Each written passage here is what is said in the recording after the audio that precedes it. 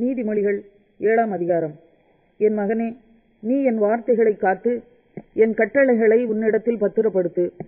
என் கட்டளைகளையும் என் போதகத்தையும் உன் கண்மணியைப் போல் காத்துக்கொள். அப்பொழுது பிழைப்பாய். அவைகளை உன் விரல்களில் கட்டி அவைகளை உன் இருதய பலகையில் எழுதிக்கொள்.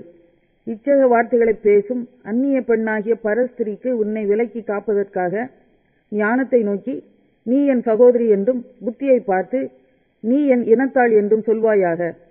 நான் என் வீட்டின் ஜன்னல் அருகே நின்று பலகனி வழியாய் பார்த்தபோது, பேதையர்களாகிய வாலிபருக்குள்ளே ஒரு புத்தியீன வாலிபனைக் கண்டு அவனை கவனித்தேன்.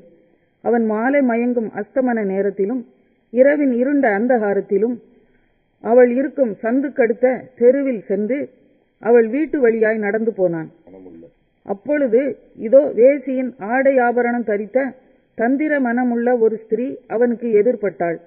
அவள் வாயாடியும் அடங்காதவளுமானவள். அவள் கால்கள் வீட்டிலே தரிக்கிறதில்லை. சில வேளை வெளியில் இருப்பாள், சில வேளை வீதியில் இருப்பாள், சந்துகள் தோறும் பதிவிருப்பாள்.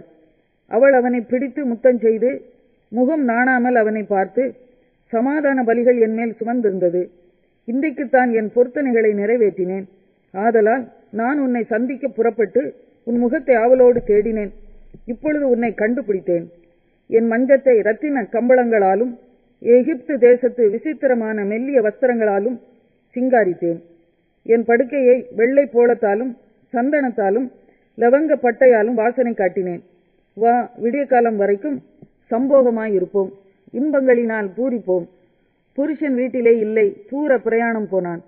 பணப்பையை தன் கையிலே கொண்டு போனான். குறிக்கப்பட்ட நாளிலே வீட்டுக்கு வருவான் என்று சொல்லி தன் மிகுதியான இனிய சொற்களால் அவனை வசப்படுத்தி தன் உதடுகளின் மதுர வாக்கினால் அவனை இணங்க பண்ணினாள். உடனே அவன் அவள் பின்னே சென்றான்.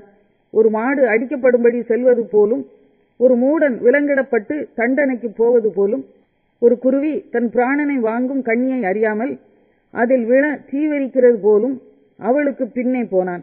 அம்பு அவன் ஈரலை பிளந்தது. ஆதலால் பிள்ளைகளே, எனக்கு செவி கொடுங்கள், என் வாயின் வார்த்தைகளை கவனியுங்கள். உன் இருதயம் அவள் வழியிலே சாய வேண்டாம். அவள் பாதையிலே மயங்கி திரியாதே. அவள் அநேகரை காயப்படுத்தி விழப்பண்ணினாள். பலவான்கள் அநேகரை கொலை செய்தாள். அவள் வீடு பாதாளத்துக்கு போம் வழி, அது மரண அறைகளுக்கு கொண்டு போய் விடும்.